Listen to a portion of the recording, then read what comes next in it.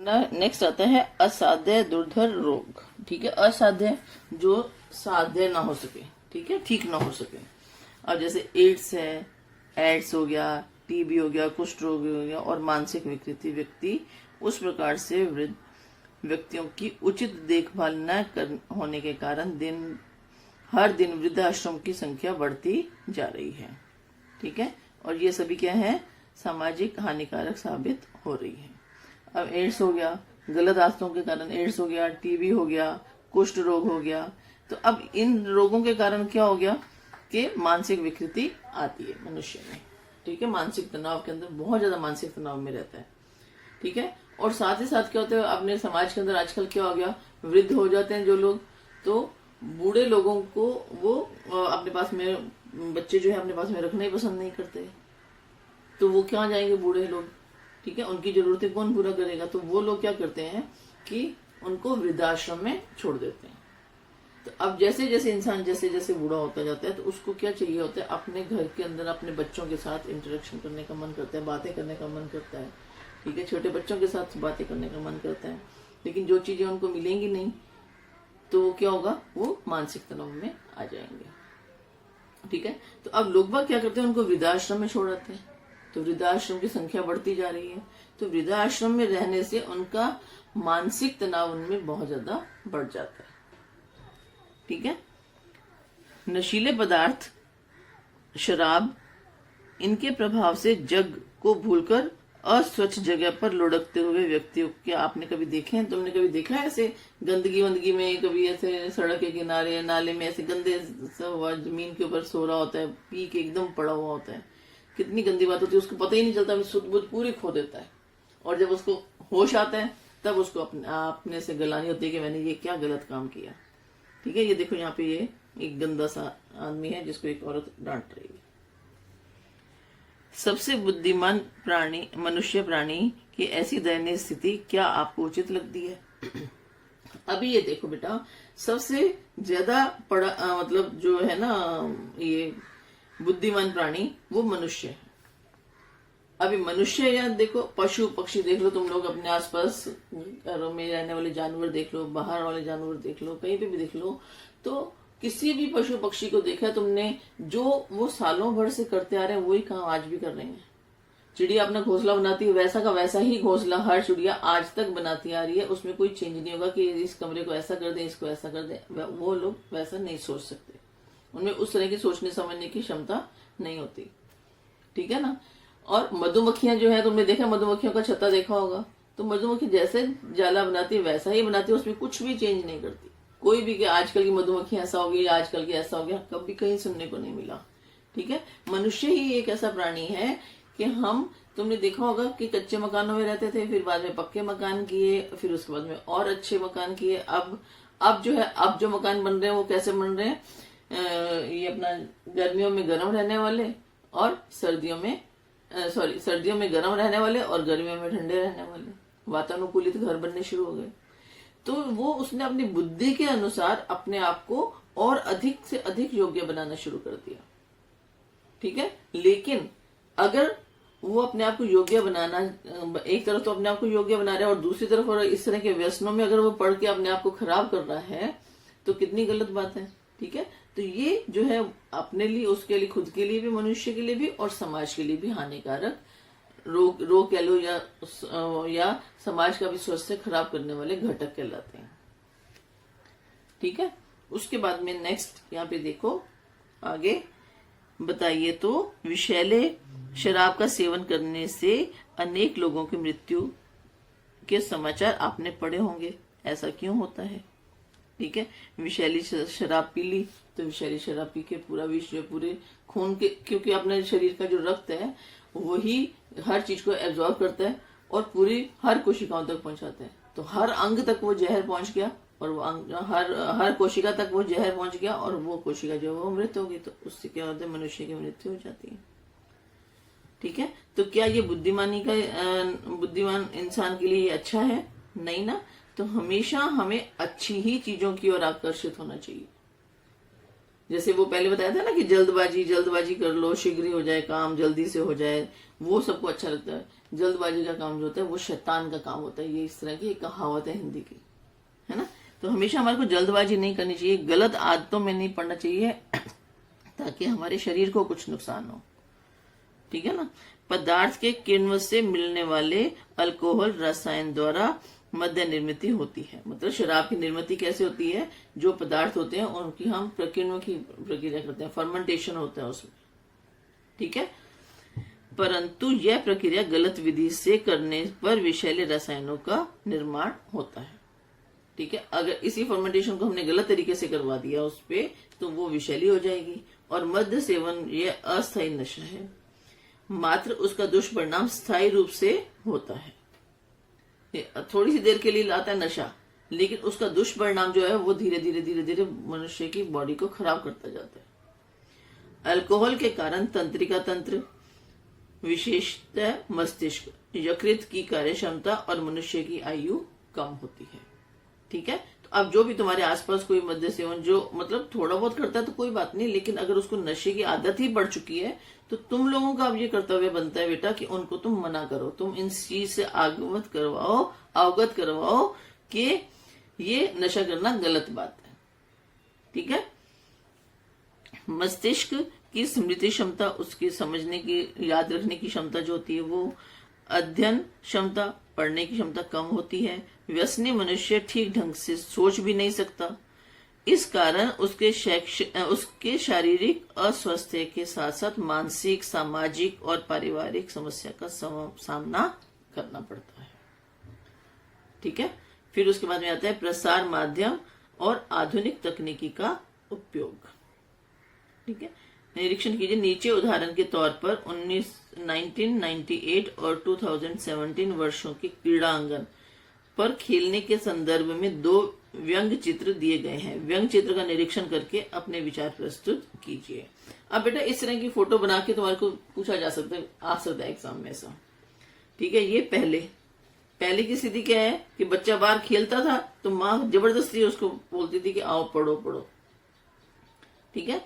और आज की स्थिति क्या है कि माँ उसको धकेलती है कि जाओ बाहर जाके खेलो। तो वो क्यों ऐसा बोलती है, क्योंकि अगर ये बाहर नहीं जाएगा, इसकी शारीरिक क्रियाएं नहीं होंगी, तो इसकी जो एनर्जी है वो सारी इसी में ही रहेगी, तो वो एनर्जी जो वो गलत कामों के लिए यूज हो सकती है, ठीक है। और यहाँ पे जो है इसकी एनर्जी पूरी की पूरी खत्म हो चुकी है, तो इसलिए ये पढ़ेगा और अच्छे से पढ़ेगा, ठीक है ना। तो इसलिए माँ इसको पकड़ के लेके आ रही कि अब तेरा खेलना बहुत हो गया, अभी आ जाओ अंदर पढ़ने के लिए, ठीक है ना। और यहाँ पे क्या क्या कहती है कि नहीं खेलने के लिए जाओ ताकि तुम्हारे जो अंदर जो एनर्जी बन रही है, क्योंकि हम खाना तो रोज ही खाते हैं, ठीक है ना। तो अब वो खाने का यूज ही नहीं होगा तो फिर वो शरीर जो है वो उसका स्वास्थ्य जो है धीरे धीरे खराब होना शुरू हो जाएगा। तो ये विभिन्न स्थितियां जो है यहाँ पे दिखाई गई हैं। आगे जो है ये तुलना करो, ये बेटा तुम्हारा कटा हुआ है जो कि तुमको यहाँ पे दिखाई नहीं दे रहा होगा, लेकिन नीचे का भाग है छोटा सा कटा हुआ है। आगे यहाँ पे देखो नेक्स्ट पेज पे प्रसार माध्यम और आधुनिक तकनीक का अति संपर्क और अनावश्यक रूप से बड़े पैमाने पर उपयोग वर्तमान से सामाजिक स्वास्थ्य की दृष्टि का चिंताजनक विषय बन रहा है, ठीक है। इसी प्रकार मोबाइल फोन पर घंटों तक समय व्यतीत करने वाले व्यक्ति को अपने आसपास का ध्यान नहीं रहता, यह भी एक व्यसन का ही प्रकार है और इस कारण सामाजिक स्वास्थ्य खतरे में आ रहा है। अभी मोबाइल फोन जो है वो सारा दिन लेके बैठे रहते हैं बच्चे, ठीक है। अभी यहाँ पे क्या आता है, मोबाइल फोन कई लोग अपनी जेब में लेके रखते हैं, तो उनको मना किया जाता है कि अपने ऊपर वाली पॉकेट में नहीं रखना चाहिए, क्योंकि उससे जो निकलने वाले विकिरण होते हैं वो विकिरण जो है अपनी बॉडी को टच करते हैं, अपने हार्ट को खराब कर सकते हैं, जो उसमें से निकलने वाले विकिरण है, ठीक है। थकान महसूस हो सकती है अपने को उन विकिरणों के संपर्क में हम लोग आते हैं। और ये भी देखो तुमको बोला जाता है पेरेंट्स की तरफ से कि मोबाइल जो है रात को सोते वक्त अपने सिरहाने पे मत रख के सो, ठीक है। अपने से दूर होना चाहिए, कम से कम 1.5 फुट की दूरी होनी चाहिए, ठीक है ना। तो उसमें क्या विकिरण अपने तक नहीं पहुंचते। अब यहाँ पे देखो क्या खतरे होते हैं मोबाइल फोन्स की विकिरणों से थकान, सिर दर्द, निद्रानाश, निद्रानाश मतलब नींद ना आना, विस्मरण विस्मरण मतलब जो स्मरण शक्ति कम हो जाना, कानों में आवाज घूमना, जोड़ों का दर्द और इसी के साथ दृष्टिकोण जैसी शारीरिक पीड़ाओं का निर्माण होता है। ठीक है, तो अब यहाँ पे क्या, अगर हमने मोबाइल फोन का बहुत ज्यादा इस्तेमाल करते हैं, हमेशा हमारे पास में रखते हैं, तो उस वक्त क्या होता है, अभी कानों के अंदर हम लोग क्या करते हैं, ईयरफोन लगा के सुनते रहते हैं, ठीक है, ताकि दूसरा डिस्टर्ब नहीं हो। लेकिन उससे क्या है कि हमारे कानों की सुनने की जो क्षमता है वो धीरे धीरे नष्ट होना शुरू हो जाती है। क्यों नष्ट होना शुरू हो जाती है? क्योंकि नॉर्मल कंडीशन के अंदर भी हमें जब तक उतनी तेज आवाज जो है वो कानों तक नहीं पड़ेगी, तब तक हम उसकी आवाज नहीं सुनेंगे, है ना। और फिर हर बात में हैं ऐसे करते रहेंगे। इसके अतिरिक्त चिंताजनक बात यह है कि ये किरणें प्रौढ़ व्यक्तियों की हड्डियों की अपेक्षा बालकों की हड्डियों में अधिक धंस जाती है। संगणक तथा इंटरनेट के निरंतर संपर्क में रहने वाले व्यक्ति अकेले हो जाते हैं, क्योंकि उनको सिर्फ इंटरनेट में काम करना, सारा दिन मोबाइल पे या अपने लैपटॉप पे या कंप्यूटर पे लगे रहना वही पसंद आता है। और कंप्यूटर के ऊपर ही वो अपने दोस्तों से, रिश्तेदारों से बातचीत कर लेते हैं, लेकिन उनका सोशल लाइफ जो है वो पूरी की पूरी खत्म हो जाती है। समुदाय के अन्य व्यक्ति, रिश्तेदारों से वे लोग वार्तालाप नहीं कर सकते, सिर्फ स्वयं के बारे में सोचने की आदत से लगभग स्वमग्न, आत्म केंद्रित हो जाते हैं। ठीक है, उनकी अन्य लोगों के प्रति संवेदनशीलता कम हो जाती है। इस प्रवृत्ति के दूरगामी दुष्परिणाम होने से ऐसे व्यक्ति किसी जरूरतमंद को मदद नहीं करते तथा इस कारण उन्हें भी किसी से मदद मिलने की संभावना कम हो जाती है। ठीक है, तो अब इस तरह का जो व्यक्ति है उसकी धीरे धीरे वैसे ही उसकी आदतें पड़ना शुरू हो जाएगी। वो अपने बारे में सोचना शुरू करेगा, अपने ऊपर ही निर्भर रहेगा, अपना ही, बस मेरा ही ऐसा, मेरा ही ऐसा। उसके लिए वो दूसरों की कोई मदद नहीं कर सकता। जब वो दूसरों की कोई मदद नहीं कर सकता तो दूसरे भी उसकी कोई मदद नहीं करेंगे। ठीक है ना। अब ये थोड़ा याद कीजिए बेटा, ये कटा हुआ है, आगे है, यहाँ पे देखो, ये बच्चा जो है खाना खा रहा है और हाथ में इसके मोबाइल पकड़ा हुआ है। ठीक है, इसका ध्यान कहाँ पे है? मोबाइल में, और खा रहा है खाना। ठीक है, तो इससे इसकी बॉडी के ऊपर क्या इफेक्ट पड़ेगा यहाँ पे, क्योंकि जो चीज ये सोच रहा है उसी तरह से खाना जो है वो इसके अंदर जा रहा है।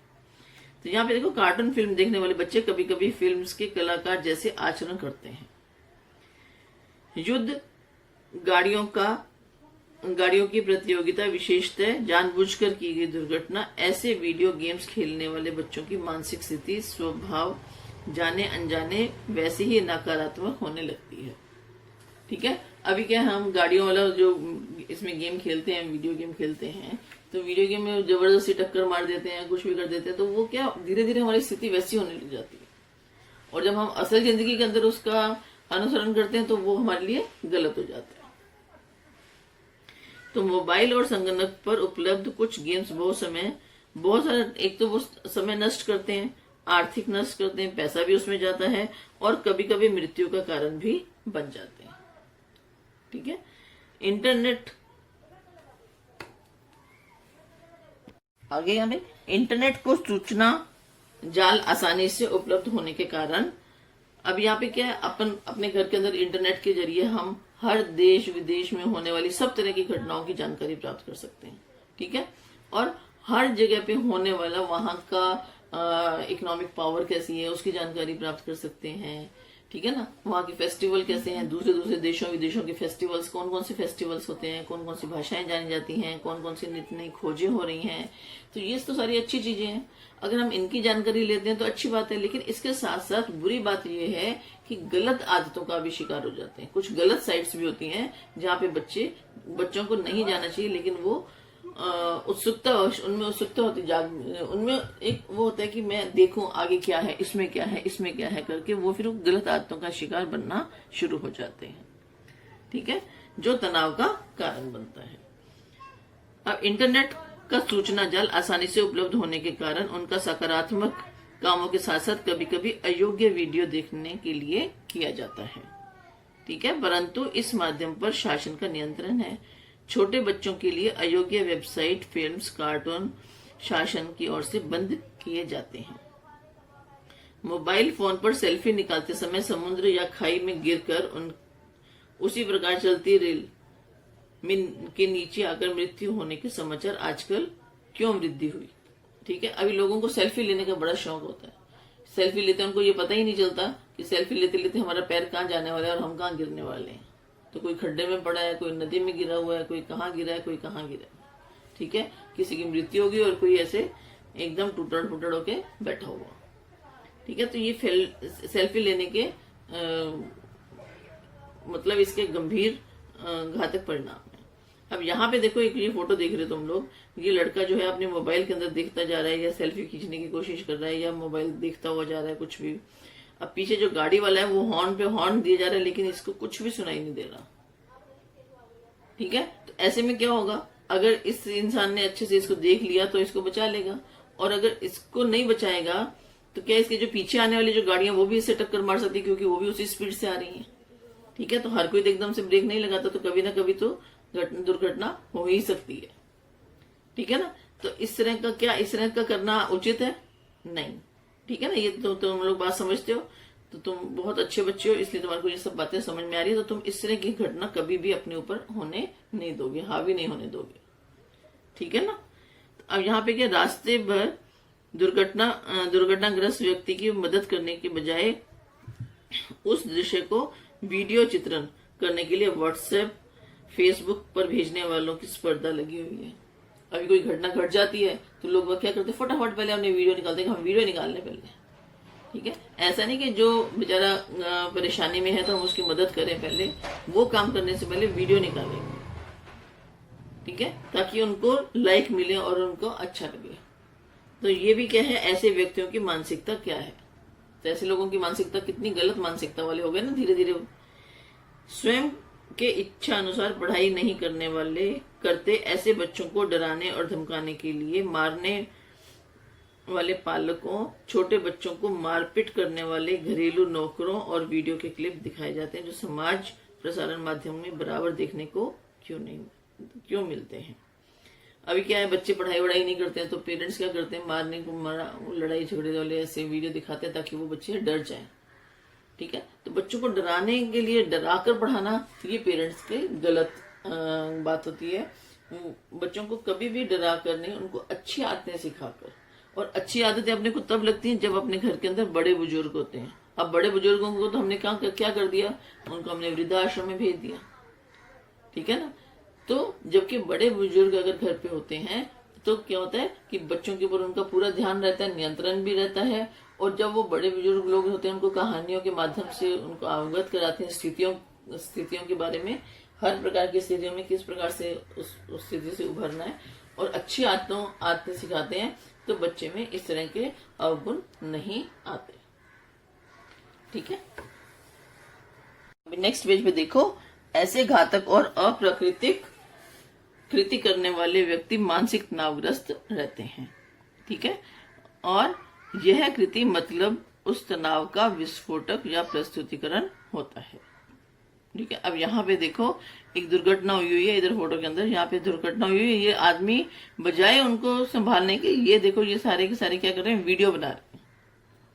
तो ये गलत बात है ना।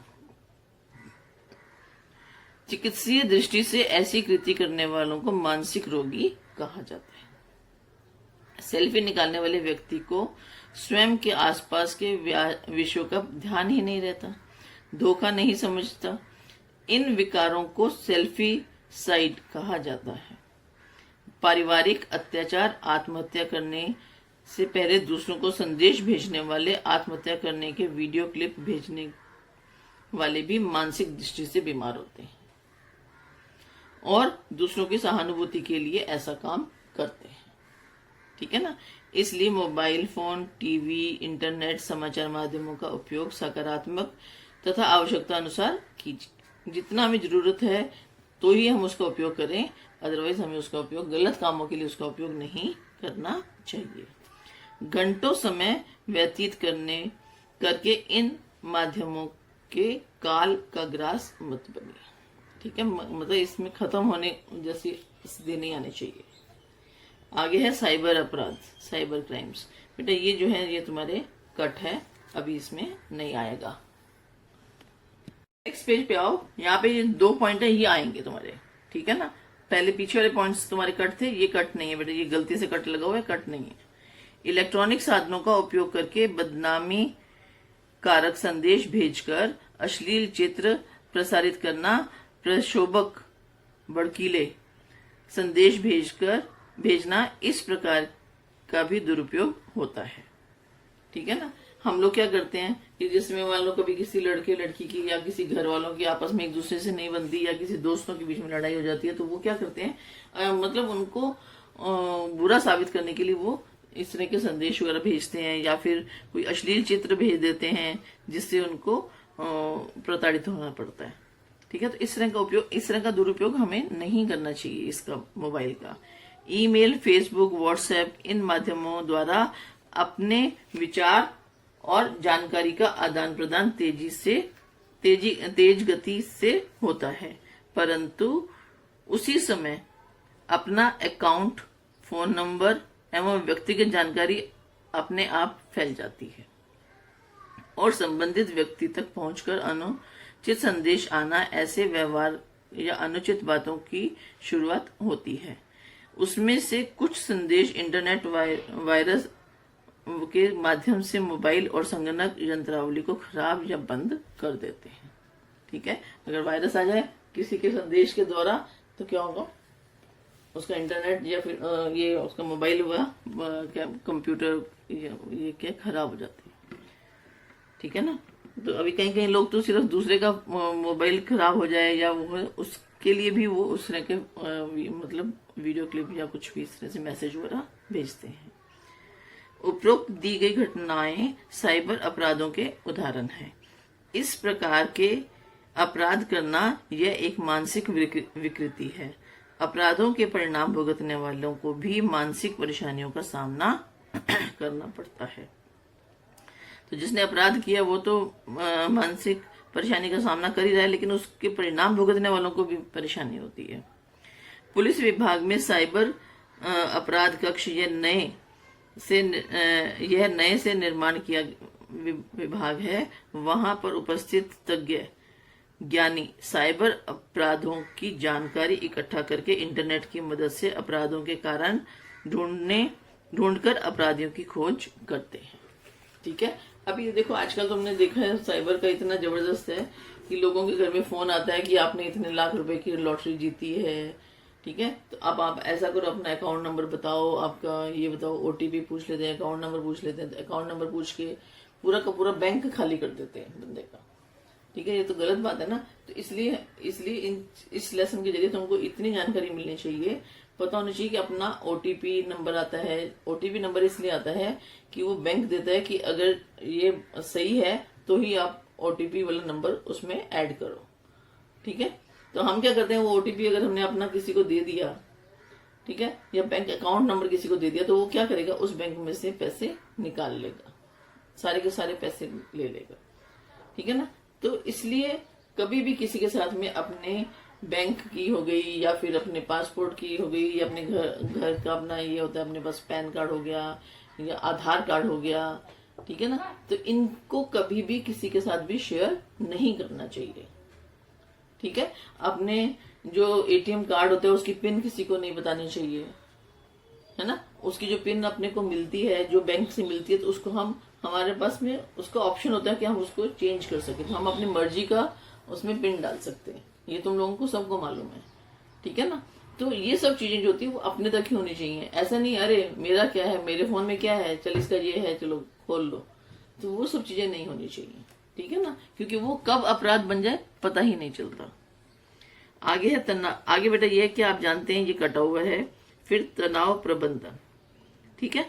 अब अभी तक तुमने क्या पढ़ा कि तनाव हो रहा है, इस बात से ना तनाव हो रहा है, इस बात से तनाव हो रहा है। तो बहुत सारे रीजन तुम लोगों ने पढ़े तनाव के, तनाव होने के कारण तुमने पढ़े। अब तनाव प्रबंधन का है कि जो तनाव हो चुका है या जो इससे ग्रस्त है लोग, तो उससे किस प्रकार से छुटकारा पाया जा सकता है। अब यहाँ पे देखो, तुम देख रहे हो एक गार्डन के अंदर लोग खड़े हैं और हंस रहे हैं जोर जोर से, ठीक है। इसको लाफ्टर थेरेपी बोलते हैं। तो जब हम जोर जोर से हंसते हैं तो अपने सांस के द्वारा हवा, जो अंदर से गंदी हवा और भड़ास, जितनी भी एनर्जी बहुत ज्यादा वेस्ट हो जाती है और अपने को तनाव से मुक्त रखती है। अब यहाँ पे देखो, सार्वजनिक उद्यानों में सुबह इकट्ठा होकर जोर जोर से हंसने वाले लोगों को क्या आपने देखा है? नए से लोकप्रिय होने वाली इस संकल्पना का नाम हास्य मंडल, लाफ्टर क्लब है। जोर जोर से खिलखिलाकर हंसना, यह लोगों स्वयं का तनाव हल्का करते हैं। ठीक है, तनाव प्रबंधन के लिए हंसना, सुसंवाद, मित्र या दोस्त, सहेलियां, हम उम्र के भाई बहन व शिक्षक, सबका बहुत महत्व है। नजदीकी व्यक्ति के पास मन हल्का करना, मन की बातें लिखना, हंसना, इस प्रकार के विभिन्न प्रकारों व्यक्त करने से तनाव कम करने में सहायता मिलती है। ठीक है, कभी कभी क्या होता है कि हम कुछ देखते हैं तो हमारे को ऐसा लगता है कि ये गलत है। ठीक है, लेकिन वास्तव में हमारा नजरिया, क्योंकि हर इंसान का नजरिया अलग होता है। ठीक है, अब मैं तुम्हारे को यहाँ पे एक बात बताती हूँ। जब किसी घर के अंदर, मान लो तुम एक घर के अंदर रह रहे हो, तुम्हारे 5-7 लोग हैं, तुमको हर एक का नेचर मालूम है। ठीक है, और रोजाना कुछ ना कुछ ऐसी बात होती है जो हमको नहीं अच्छी लगती। ठीक है, लेकिन एक दिन ऐसा हो रहा होता है, उसका उल्टा हो रहा होता है। लेकिन जब तुम कहीं बाहर से आते हो और तुम देखते हो कि फिर वहीं पे कुछ हो रहा है, तो तुम जल्दी से अपना निर्णय सुना देते हो बिना उस सिचुएशन को समझे। ठीक है ना, तो सिचुएशन, क्योंकि तुम्हारे दिलो दिमाग में क्या है कि ऐसी ही स्थिति बनी होगी, ऐसा ही हुआ होगा। ठीक है, मान लो तुम्हारा कोई भाई बहन है जो पढ़ाई नहीं करता। ठीक है, और उसको हमेशा पढ़ाई के लिए डांट पड़ती है। अब तुम एक दिन बाहर से आए हो, तो तुम्हारे मम्मी या पापा उसको किसी बात के लिए डांट रहे हैं। ठीक है ना, तो तुम्हारे दिमाग में क्या आएगा कि वो पढ़ाई नहीं कर रहे इसलिए डांट रहे, और तुम भी क्या करोगे, उसको पढ़ाई के लिए प्रेशर देना शुरू करोगे। लेकिन जब असली बात का पता चलेगा तो तुम्हें भी अफसोस होगा कि मैंने गलत बात के लिए अपने भाई या बहन को क्यों डांट दिया। ठीक है ना, तो हमें एक तो बात हमेशा ये ध्यान में रखो कि हमेशा सिचुएशन को समझने की कोशिश करो। जब तक तुम सिचुएशन को सही तरीके से नहीं समझोगे, तब तक तुम अपनी प्रक्रिया किसी के ऊपर मत थोपो। ठीक है ना, तो जब तक हम सिचुएशन को समझते हैं, तो अगर हम गलत सिचुएशन के अंदर हम उसकी प्रक्रिया दे देते हैं, तो फिर आगे इंसान जो है वो गलत ही काम करता है, कभी भी सुधर नहीं सकता। ठीक है ना, क्योंकि उसको पता है, बच्चे को ये मालूम हो गया कि चल मम्मी ने भी डांटा, पापा ने भी डांटा, बहन बाहर से ही उसने भी डांट दिया, तो वो उस तरफ जाएगा ही नहीं, वो गलत काम की तरफ ही जल्दी अग्रसर होगा, अच्छे काम करेगा ही नहीं। तो इसके लिए हमेशा अपने ऊपर इतना कंट्रोल होना चाहिए कि हमें गलत बात के लिए कभी भी, या गलत कर भी रहा है तो पहले हम उसको उस समय कुछ नहीं कहें, लेकिन बाद में उसको समझाने का काम करें। जैसे कविता के, कोई कहानी के माध्यम से, या फिर किसी भी माध्यम से हम उसको बता सकते हैं। ठीक है, तो वस्तुओं का संग्रह करना, छाया चित्रण, उच्च प्रति की पुस्तकें पढ़ना, चित्र निकालना, रंगोली, नृत्य, इस प्रकार छंद रखने से हम खाली समय का सदुपयोग कर सकते हैं। ठीक है, सकारात्मक बातों की ओर मन तथा ऊर्जा का उपयोग करने से नकारात्मक घटक अपने आप दूर हो जाते हैं। ठीक है, अगर हम सकारात्मक सोच रखेंगे तो नकारात्मक सोच जो है वो अपने आप धीरे धीरे खत्म होना शुरू हो जाएगी। ठीक है, आगे आता है, बताइए तो विद्यालय में पढ़ते समय आप संगीत, शारीरिक शिक्षा, चित्रकला और कालखंडों का इंतजार क्यों करते हो? ठीक है, जब तुम्हारे स्कूल के अंदर आते हो तुम लोग बच्चों, तो उस समय क्या होता है ना, तुम्हारा फर्स्ट पीरियड है, जब पहले आते हो स्कूल में तो प्रेयर होगी, है ना, इंतजार करते हो प्रेयर होगी। अब प्रेयर के बाद में तुम श्लोक भी बोलते हो, मंत्र भी पढ़ते हो, प्रतिज्ञा भी पढ़ते हो, और फिर उसके दौरान तुम्हारे दिल में आता है कि फर्स्ट पीरियड, अच्छा क्लास टीचर आएगी, चलो हम क्लास टीचर से बात करेंगे, या आज क्लास टीचर हमें ये पढ़ाने वाली है या ये बताने वाली है।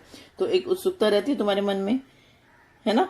और फिर उसके बाद में जब एक आध पीरियड बीतता है तो तुम्हारे मन में फिर आता है, अरे यार ड्राइंग का पीरियड कब आएगा, हमें बहुत मजा आता है। या जो सब्जेक्ट तुम्हें बहुत अच्छा लगता है तुम हमेशा उसका इंतजार करते हो, भले वो ड्राइंग हो या शारीरिक शिक्षा का हो, या हिंदी हो, मराठी हो, इंग्लिश, मैथ, साइंस, जो भी सब्जेक्ट तुम्हें अच्छा लगता है, या जो सब्जेक्ट की टीचर भी तुम्हें बहुत ज्यादा अच्छी लगती है, तुम उसका हमेशा हमेशा इंतजार करते हो। ठीक है, तो ऐसा क्यों करते हो? तो आनंददायी संगीत सीखना, सुनना, गाना गाना, इसमें हमें आनंद आता है। तो जिससे हमें आनंद आता है तो उससे हमारा तनाव भी दूर होता है। ठीक है ना, तो संगीत में मानसिक स्थिति को बदलने की ताकत होती है। मैदानी खेलों का भी महत्व अतुलनीय है। खेल खेलने से शारीरिक कसरत, नियमों का पालन करना, साधिक भावना, एक साथ मिलकर काम करना तथा अकेलापन नष्ट होकर व्यक्ति समाजाभिमुख समाज की ओर उसका रुख होना शुरू हो जाता है। ऐसे लाभ होते हैं। ठीक है, अब यहाँ पे नेक्स्ट पेज पे आ जाओ। यहाँ पे देखो, नियमित रूप से व्यायाम, स्नायुओं की मालिश करना, स्पा करना। ठीक है, स्पा मतलब एक अपने मसाज जिसको बोलते हैं, एक पूरा का पूरा होता है, उसमें मालिश भी होगी, मसाज भी होगी, गर्म पानी का सेक भी होगा, सब चीजें मिक्स करके इसमें उसको स्पा बोलते हैं। इन उपयोगों से भी तनाव कम होता है। ठीक है, योग यह केवल आसन या प्राणायाम इतना ही मर्यादित नहीं है, इसमें बल्कि उसमें नियम, संतुलन और पौष्टिक आहार, ध्यान, धारणा ऐसे अनेक घटकों का समावेश होता है। ठीक है, दीर्घ श्वासोच्छ्वास, योग निद्रा, योग आसन, इनसे शरीर को फायदा होता है। ध्यान करने से मन को एकाग्र करने की आदत लगती है। ठीक है ना, अभी स्कूल के अंदर जब तुम क्लास में जाते हो तो कोई कोई टीचर आती है तो तुमको बोलती है ना, ऐसे हाथ करो, अपने एकदम सीधे होके बैठो, ध्यान से बैठो। ठीक है, तो ध्यान का मतलब ये होता है कि हम कंसंट्रेट करें एक ही चीज को। अगर हम किसी भी चीज को ध्यान से करते हैं ना, तो वो चीज हमें हमेशा हमेशा के लिए याद रहती है। तो ध्यान लगाने से क्या होता है, एकाग्रता बढ़ती है। ठीक है ना, और मन की शक्ति मिलती है। ध्यान करने से मन को एकाग्र करने की आदत लगती है और स्वभाव में सकारात्मकता आती है। ठीक है, तो हमारा नेचर एकदम सकारात्मक हो जाता है। विद्यार्थियों के लिए के अध्ययन में एकाग्रता बढ़ने के लिए ध्यान धारणा का अधिक उपयोग होता है। समय का प्रबंधन, स्वयं के कार्य का नियोजन और निर्णय लेने की क्षमता, यह गुण स्वयं में अपने आप विकसित करना अर्थात सामाजिक दृष्टि से सशक्त आदर्श व्यक्तिमत्व को तैयार करना, ऐसा कह सकते हैं। ठीक है, अब तुमको एक बात बोलूं, अगर तुम सुबह उठते हो, अपना नित्य क्रम करने के बाद में जब पढ़ने के लिए बैठते हो, तो पढ़ने से, जब भी तुम पढ़ाई करते हो, पढ़ाई करने से पहले 1, 2 मिनट, 3 मिनट के लिए अपनी आंखें बंद करके शांति से बैठ जाओ। ठीक है, और अपने आने वाली जो सांसें हैं उनको ध्यान से सुनने की कोशिश करो। तो क्या होगा, तुम्हारा ध्यान सिर्फ तुम्हारी सांसों की ओर होगा और घर पे आसपास जो भी घटनाएं हो रही है वहां नहीं जाएगा। तो उससे क्या होगा, तुम्हारी एकाग्रता बढ़ती जाएगी। तो जब तुम्हारी एकाग्रता बढ़ती जाएगी तो तुम किसी भी चीज को पढ़ने की कोशिश करोगे तो आसानी से पढ़ सकोगे। क्योंकि जब मनुष्य की एकाग्रता बढ़ती है, उसका कंसंट्रेशन लेवल बढ़ना शुरू हो जाता है, तो वो किसी भी चीज को अच्छे से ग्रास्प कर लेता है।